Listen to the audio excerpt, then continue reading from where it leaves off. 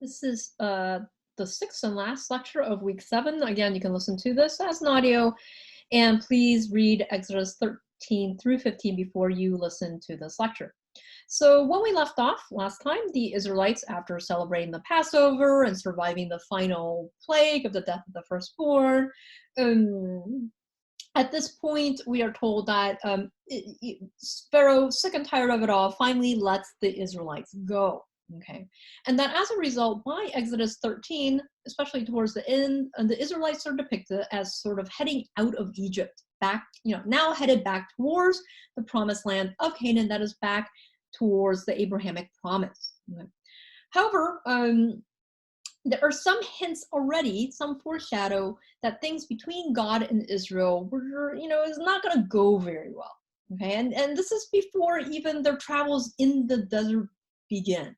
Okay, first we are told in Exodus 13 verses 11 through 16 that God, because God did not kill off the firstborn of Israel, okay, he didn't let them die as he did the Egyptians, and as a result that they, that is the firstborn of Israel, effectively belonged to him. Okay, and which is not a good thing considering what he did last time with, okay. And some scholars read this maybe as a clue or a hint that there was child sacrifice in Israel, that was practiced in Israel. Okay.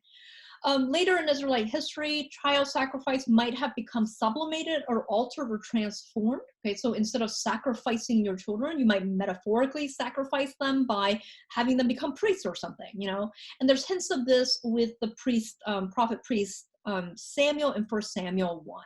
Okay, indeed, we maybe kind of do that now still, maybe, and I believe in Roman Catholic faiths, one child among the many that you might have, one of them will become a priest, so there's a kind of sacrificial, system there that may be hinted at. Others read Exodus 13, this chapter about how the firstborn of Israel belonged to God, as a justification for the existence of the priestly tribe of Levi. Okay, that is, the Levites who become priests are kind of a stand-in for the firstborn of Egypt who belong to God. Okay, whatever the case, the fact that God kind of says, well, your firstborn children now belong to me, that's pretty ominous, right? The second ominous foreshadow is found in Exodus 13, 17, verses 17 and the following. Okay.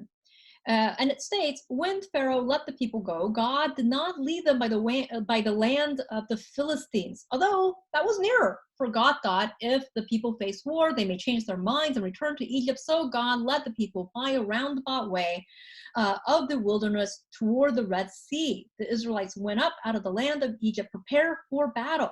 And Moses took with him the bones of Joseph, who had required a solemn oath of the Israelites, saying, God will surely take notice of you, and then you must carry my bones with you from there. They set out to Succoth and camped at Etham on the edge of the wilderness. The Lord went in front of them in the pillar of cloud by day to lead them along the way, and in the pillar of fire by night to give them light, so that they might travel by day and by night. Neither the pillar of cloud by day nor the pillar of fire by night left its place in front of the people. Okay. Notice that God, we are told here, does not seem to particularly trust the loyalty of his new people. Okay, we are told that God does not take them the direct route back to Canaan for fear that they might run in the face of hardships. And this really sets up for the chapters to come in Exodus, as well as chapters or stories that are found in the book of Numbers, okay, which will describe or talk about Israel's travels and difficulties in the desert, okay. And indeed, the foreshadowing, hints is what really comes to pass, right? Despite going the scenic route, the Israelites will continue to antagonize God by complaining or trying to turn tail and go back to Egypt, okay? And really all this is an explanation, right, to kind of explain why the Israelites are eventually exiled and destroyed, right? So all the difficulties, this foreshadow of the difficulties probably are looking way forwards to the eventual destruction of these countries, okay? this kind of hint that things are going to go very badly, right, also explains why the Israelites took so long to reach Canaan, 40 years, okay, when Canaan is not that far from Egypt, okay.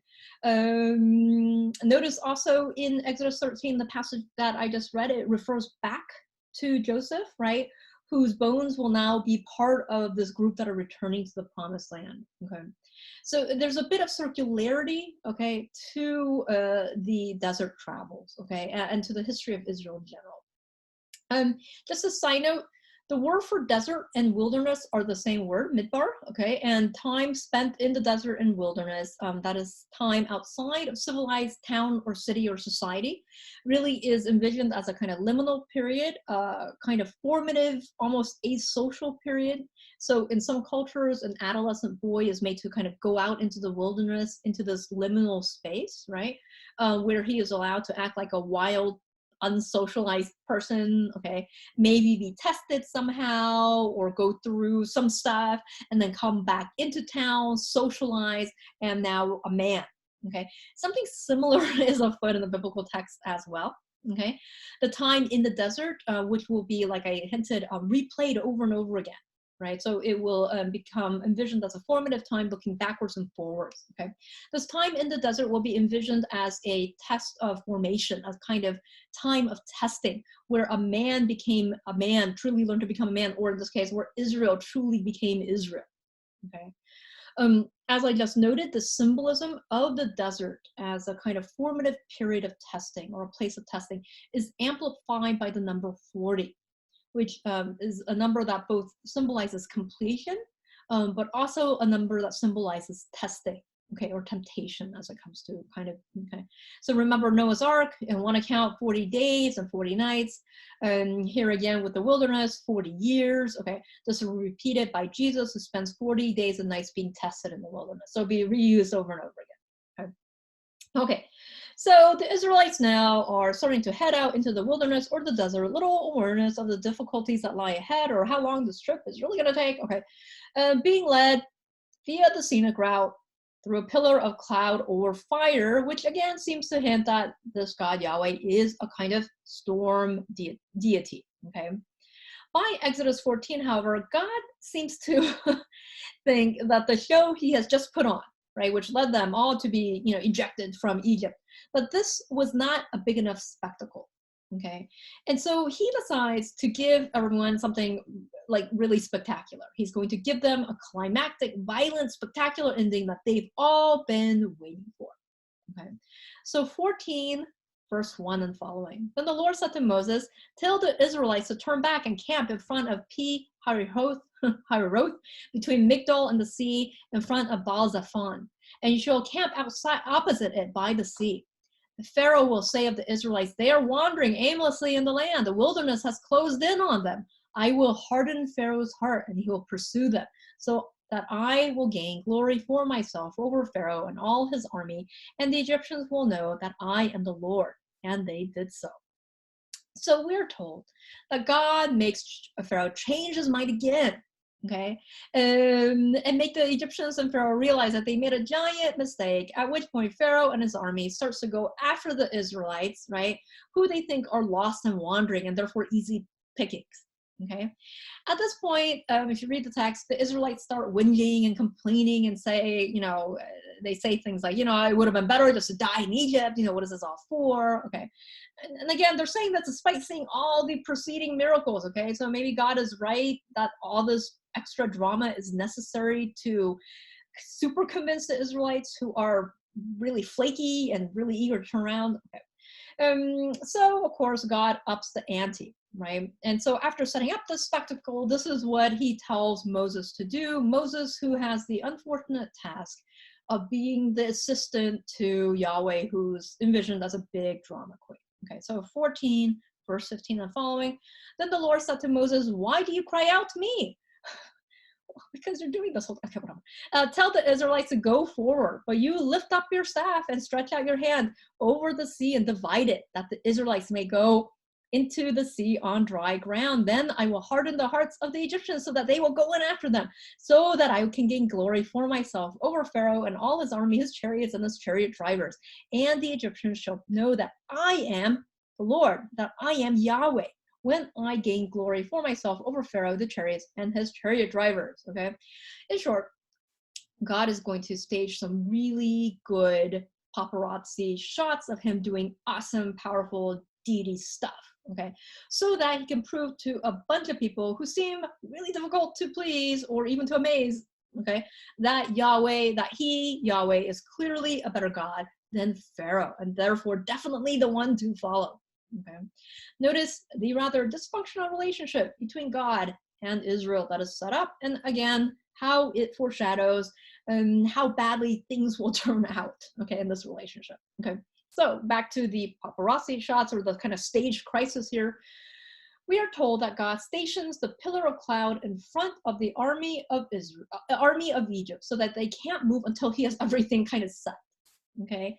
And then this happens, and I'm going to read now a kind of long section of the biblical text. Again, I would highly, highly recommend that you read this for yourself, okay? So this is Exodus 14, verses 21 and following, okay? Then Moses stretched out his hand over the sea. The Lord drove the sea back by a strong east wind all night and turned the sea into dry land, and the waters were divided. The Israelites went into the sea on dry ground, the waters forming a wall for them on the right and on the left. The Egyptians pursued and went into the sea after them, all of Pharaoh's horses, chariots, and chariot drivers. At the morning watch, the Lord in a pillar of fire and cloud looked down upon the Egyptian army and threw the Egyptian army into a panic. He clogged their chariot wheels so they turned with difficulty. And the Egyptians said, "Let us flee from the Israelites, for the Lord is fighting for them against Egypt." Then the Lord said to Moses, "Stretch out your hand over the sea so that the water may come back over the Egyptians upon their chariots and chariot drivers." So Moses stretched out his hand over the sea, and at dawn the sea returned to its normal depths. As the Egyptians fled before it, the Lord tossed the Egyptians into the sea. The waters returned and covered the chariots and the chariot drivers. The entire army of Pharaoh that had followed them into the sea, not one of them remained. But the Israelites walked on dry ground through the sea, the waters forming a wall for them on their right and on their left. And then the Lord saved Israel that day from the Egyptians, and Israel saw the Egyptians dead on the seashore. Israel saw the great work that the Lord did against the Egyptians, so the people feared God and believed in the Lord and in his servant Moses. Okay. Woo, okay. So at this point, you should be cheering, right? I mean, that's the, notice the liturgical language, right? And indeed, this is, the cheering. That's what the Israelites do in chapter 15. Okay, we're told in the next chapter as Moses leads the congregation in song, okay, which is a little weird because isn't Moses like super busy right now? Wasn't he just doing something? How he's both like directing sea miracles and also has time to put on a choir director jacket. We don't know. We'll come back to this, okay? Okay. And this episode, of course, is well known and remembered as the miraculous splitting of the Red Sea, okay? And really, this is the climactic point of the Exodus narrative, right? And rightly so, right? Of course, the splitting of the sea replays the theme of mastery over the sea, which symbolizes chaos and disorder and later death. And we've seen this theme from the very beginnings of the biblical text with creation, okay, and also with Noah's Ark, okay. Indeed, this scene, right, this mastery over the sea, as symbolized by the splitting of the sea or the splitting of the river, really, this will be replayed over and over again, especially also in the New Testament, where Jesus will be said to walk on water. And really, Jesus is portrayed a lot like Moses and a lot like Elijah, as we'll find out, okay? So considering, how famous this theme is, right, it's of course understandable that this episode is remembered as a splitting of the sea, okay? However, when you look more closely at the biblical text, there's a lot more going on. And indeed, scholars argue that we really have three different accounts or traditions of how the Israelites made it across this body of water, which here is mistranslated as the Red Sea, okay? But probably was something called the Yam Suf, okay, or the Reed Sea, okay? A much narrower, smaller body of water, okay? Maybe less impressive. So the first way that the Israelites make it across, okay, the sea is the way that is usually remembered, right? And this is the account that's found in Exodus 14, verses 22, 23, and also in verses 26 and 29. That is, right, the most famous account, that the one that's always remembered is God and Moses open up the waters, Israelites pass through, the Egyptians run after them, God makes Moses close the sea on the Egyptians, drowning them. Okay, if you watch The Prince of Egypt, which I sometimes play in class, but I can't hear, that's how it's done. Okay. However, in the description, okay, in Exodus 14, there are subtle hints that there were other accounts, other traditions of how the Israelites made it across this body of water. For example, take a look at Exodus 14, verse 25. He clogged their chariot wheels so they turned with difficulty.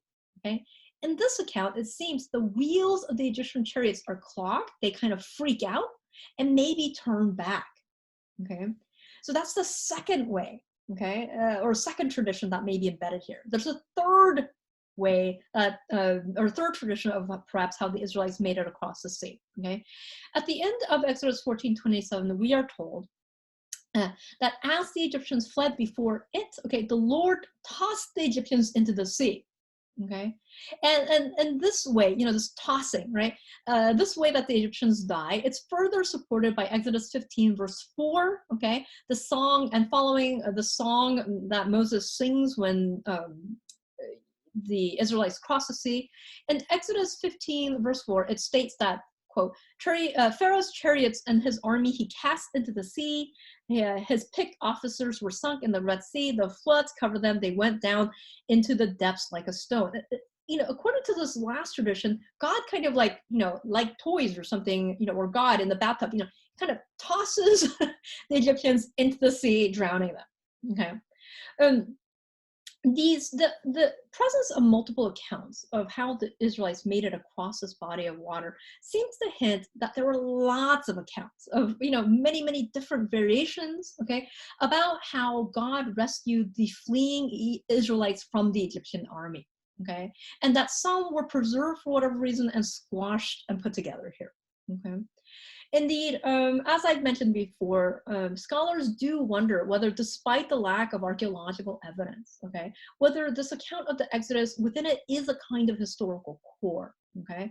As I noted earlier, many of the main characters, Moses, Aaron, Miriam, Phineas, okay, they all have Egyptian names, which is very strange.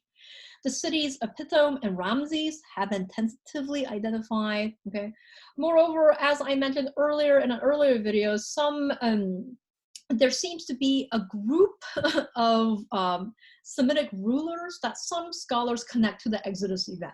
Okay, remember I said in the 16th and 7th century, Egypt seems that we can tell by Egyptian king lists and the names. Egypt seems to have been ruled by a group of Semitic rulers, okay, who at some point were overthrown by the Egyptians and probably were chased out. Okay. And this was a group of rulers called the Hyksos. Okay, scholars speculate that maybe the Semitic Hyksos group, they were kicked out, they fled, they crossed this marshy area called the Reed Sea. The Egyptian army probably chased them, but they were chasing them on chariots and their wheels got clogged. And so the fleeing Hyksos, maybe they were able to make it all the way to Canaan. Okay, and once they made it to Canaan, they start telling these stories, right? And it's like playing telephone tag, right? The stories grow, let's say, more and more fanciful as you tell it, right? So you tell it, you retell it, and all of a sudden it transforms into this kind of dramatic, miraculous tale of the splitting of the sea. And speaking of it, of this event becoming more dramatized, as I noted earlier, this miracle is celebrated or greeted in Exodus 15 with Moses, who leads the congregation in a song. Okay, 15 verse 1, then Moses and the Israelites sang this song to the Lord. I will sing to the Lord, for he has triumphed gloriously, horse and rider he has thrown into the sea. A lot of times these poetic songs tend to be the oldest parts of the Hebrew texts. Okay.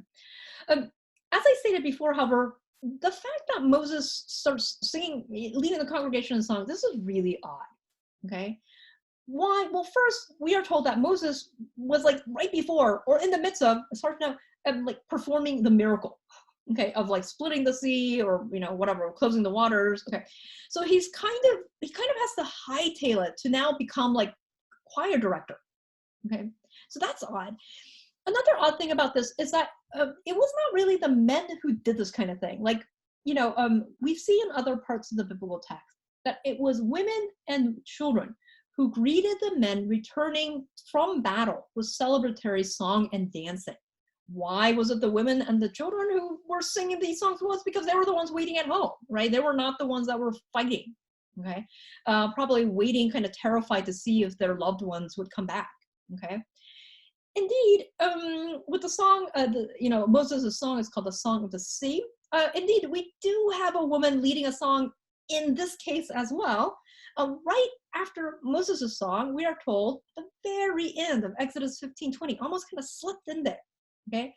Then the prophet Miriam, notice what she is called, prophet Miriam, very interesting, right?